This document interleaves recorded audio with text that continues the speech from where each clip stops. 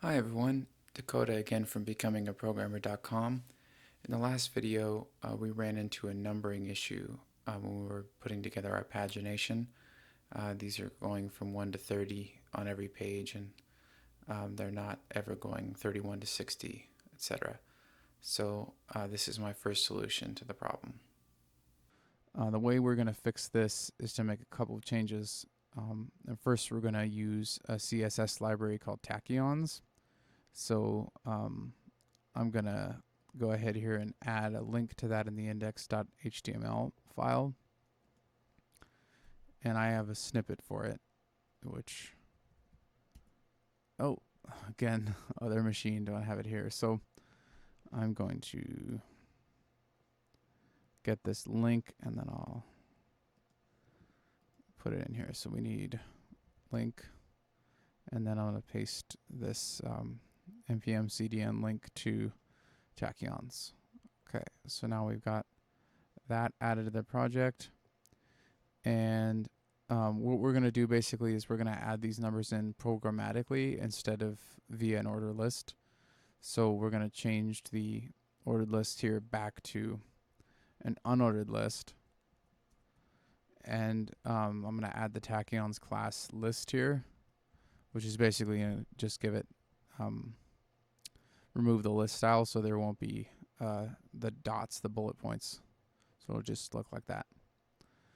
Okay, and now the next thing we're going to do is we're going to add those numbers in. So basically,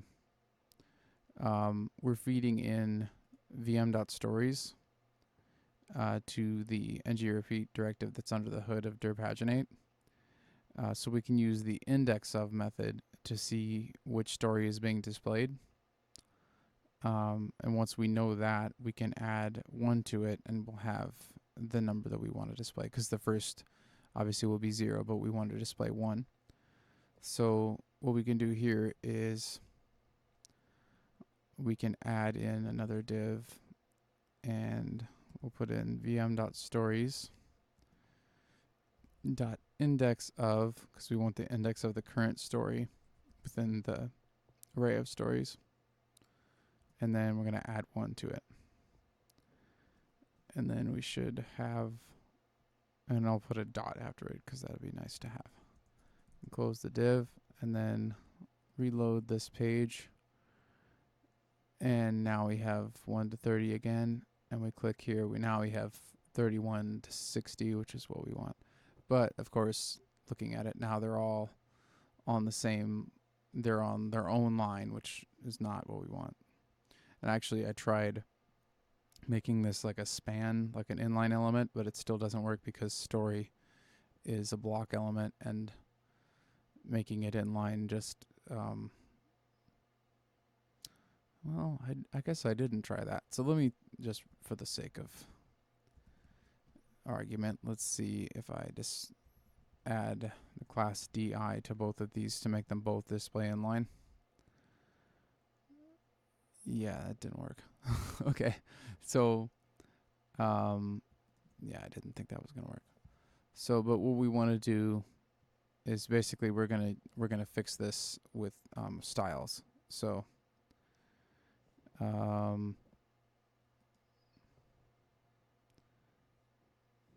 what we're gonna do first is I'm gonna actually add some styles to Tachyons that aren't included.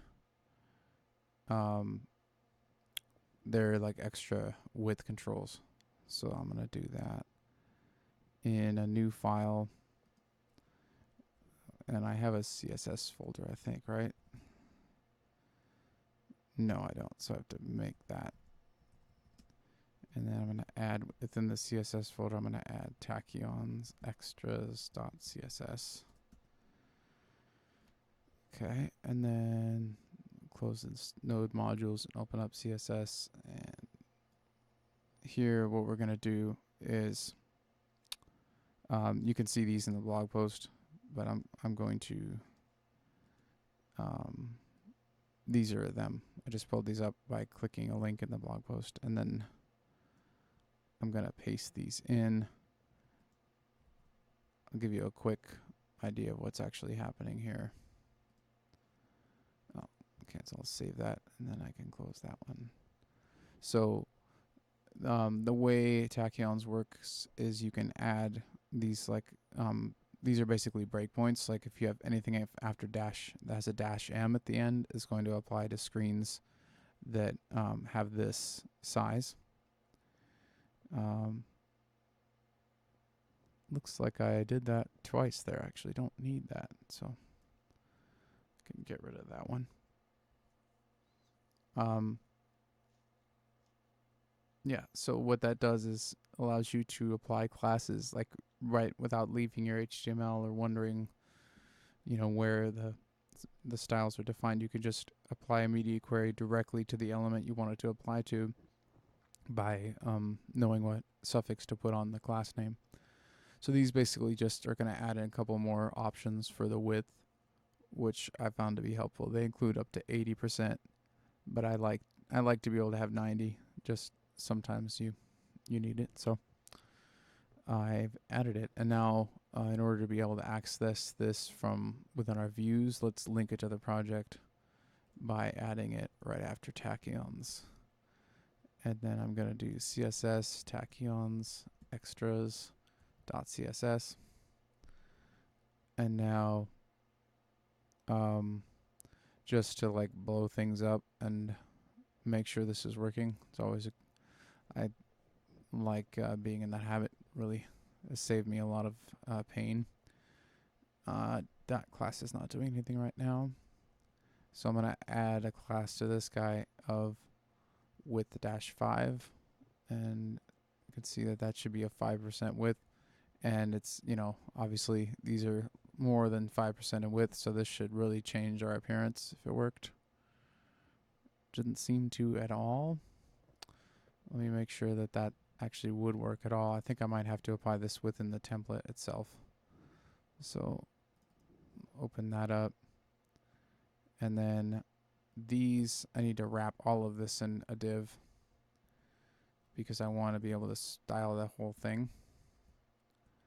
So let me get all of this and scoot it over a little bit. Okay, and then this outer wrapping div, I'm going to add class of width 5. And then now we should see this blow up and become really tiny. God, that really is not working at all.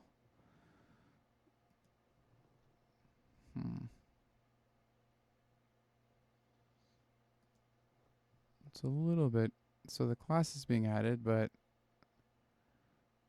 doesn't seem like any style is being added in response. With the -5, that should be working. Well, I guess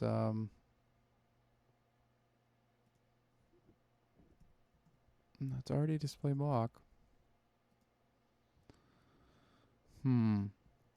Okay, well, I'm going to go a little farther and see if this is actually working at all. So what I'm going to do is, I thought that one would be a good illustration, but instead I'm actually going to add, this is within the paginate loop that's creating this page. I'm going to float the number to the left by adding the class FL for float left. And if it's working, we should see.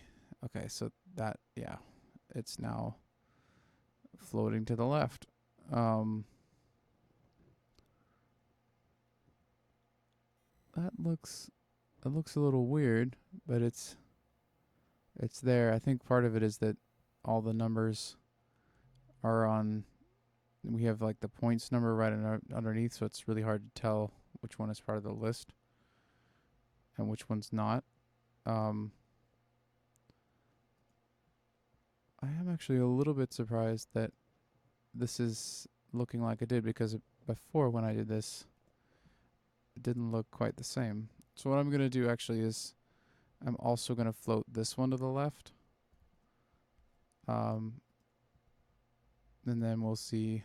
Yeah, that now that's starting to fall apart. Like I kind of was expecting it more too. But the reason we're doing that in particular is that we want we want this to scoot over here. See these numbers now? They're not. There's nothing underneath them, and we want that. We want the numbers to be on a line on their own. Okay, so this is all over the place now. So what we need to do is, we don't want these to keep floating. So what we can do is we can actually add a clear fix on each list item by adding the class CF. And what that's going to do is when we reload this, you can see now they're all on the same line, which is what we wanted. So what's not quite working here is, one, they're really close. I think we can actually, let's see what we can do if we just add a space here. Not sure that's going to make much of a difference. Yeah, it's not really making any difference. So what we want to do is we probably just want to add a little distance between the two there. And what we can do is we can just add some right padding. So I'm going to do padding right PR2 and that's to the numbers, and then we'll just see that actually is looking pretty good. Okay. So I'm thinking that covers it pretty well, actually. The only thing I might want to change is these aren't quite lining up. I think it would be nice if they did. So there's actually also a little bit of a problem when we get smaller. Yeah, so I'm just going to keep this small for a little bit so we can see, make sure we're actually getting this in a way that's going to work. Because right now it gets all wonky when the story is wide. It goes back into the stacking, which is not what we want. We still want it to stay displaying the way it was. So what we can do is actually we can apply a width to each of these elements here, to the to this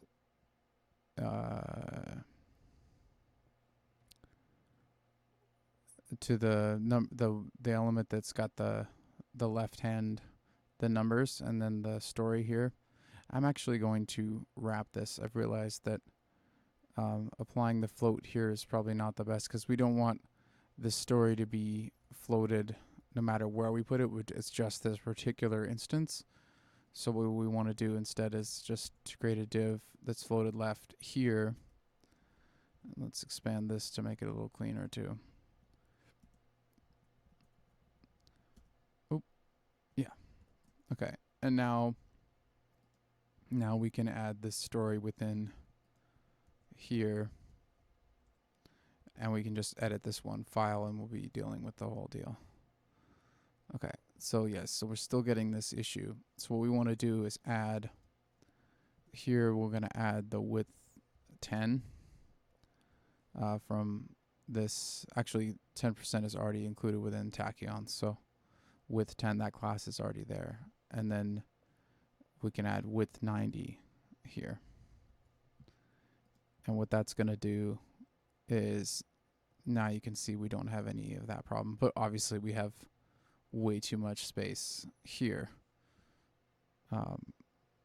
So it'd be nice to not have it be so wide. So basically what we can do is say this one, we want that to be a max width of 2, which is like half of an M, or half of a rem. I forget how Tachyons does it. So that's much better. But it's still, I feel like, when these become 2 digits, they go over. So it might line up better if we had the text right aligned. So what we can do is actually add the TR class to this div with the numbers in it, which is text align right. And then you can see now that looks much better. The only thing now is all of this is a bit jutted out. I think it'd be nice if we were a little closer to the left-hand margin. really we need to put the whole, actually right now I'm going to change this first because this is something I like to do within the div index. I like to add horizontal padding to this element, so I do 2 and then 4 on not small screens. So it's basically adding a little bit of padding to both sides, padding horizontal, and that's going to center this around the, yeah, okay. Now you can really tell that this needs to be justified over there. So the way you do that here, if you open up the inspector, you can see that the green here, like the orange is for margin and the green is padding. And you can see, so there's padding added to the left of this unordered list. So what we can do is we can add the class PL0, which is padding left 0, and then reload it, and you can see that now they're justified to the left. So that is looking much better, actually. And then, yeah, so this will hold up, and that'll. I kind of, when I was doing this, I kind of felt like it was taking like a lot longer than I felt like it should. So I was thinking there must be a better way of doing it. And in my search for that, I actually found that there was another possible way of doing this, and that would be, because basically what, there's a property on an ordered list that's called start. Like if you specify, let me show you this. Like if you specify start 75, for instance, then you're going to end up with a list that starts on 75. So this is actually on click, it's going to run this function that selects this ordered list and then changes the start property to 75.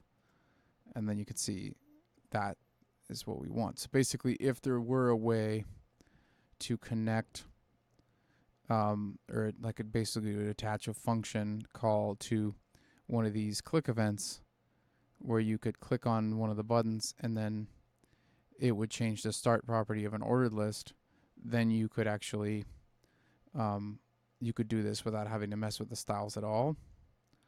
The thing about that is that you basically, the only way I could find to do that with the directive, that the library we're using, this is the file. There's a function that's called set current, that actually is setting the current page, for the which it's within the pagination controls. So it's this this function here. Yeah, it's this function here. And like right here, we're setting the current page based on, you can see this is within the dir pagination controls link function. So this, whenever set current is fired, it's actually changing the value of the current page. So basically, if we set something up that would change the value of the start property of the ordered list every time that you changed the current page, we could basically solve that without having to make all those changes, changing it to an unordered list and making the style changes. Like literally all you'd have to do is add this element.parent, and so it's basically taking, going out to the parent element of the dir pagination controls, and then finding the ordered list there in the first one, and then adjusting the start property to be equal to this number of the current page minus 1, and then times 30, and then plus 1. And that's just the math that it turns out. Like if, let's say you were on page 2, this would be, that would be 2, and then this would be 2 minus 1 is 1, and then you'd have 1 times 30 is 30 plus 1, 31. So then on the second page, the first number in the ordered list would be 31. The thing about this is that anytime, like there, it's really brittle. It's one line of code and it would fix the problem. But if we added another ordered list to the page that happened to be above the ordered list already there, this code would break. If we added a wrapping div around the dir pagination controls element to the page, then this code would break. If we added a wrapping div around the OL tag on the page where we have the top stories, this code would break. If we happen to update the dir pagination npm package, this code would break and disappear, and we wouldn't know why it broke. And when it breaks, it's not obvious why. So we'd have to dig into the console, read the error message from Angular, trace the error back to the dir pagination.js file, go hunting for that file in our project, make an adjustment to it, and hope for the best. So while this solution is quicker if you thought about it first, it's much more brittle and likely to be super annoying down the road. That said, looking for these kinds of solutions can be really informative when it comes to learning about our dependencies. Looking under the hood of a library we're using can give us a much better sense of how the code fits into our project. It was kind of cool to watch, to take a look at how this is structured, and yeah, because it's a really powerful directive. So yeah, moving on, we will actually want to commit these changes because I think this is a good stopping point. We got it looking good. Actually, I need to remove that line from this element parent. There it is. Yeah, this line doesn't want to be here, so let's get it out of there. Okay. So now that we've got those changes made, we've got pagination in our app. Let's commit that, and we can move on to the next step. So we're going to add all the files, adds pagination to top stories page. Okay. Now we are, we're up to date. And on the next video, we're going to be working on adding dynamic URLs for the show pages, basically, of individual stories with comments. So we'll want to show like basically when you click on one of these links, we want to build a page that's like that where it shows all the comments. So we're going to be working on that in the next video. Thanks for listening.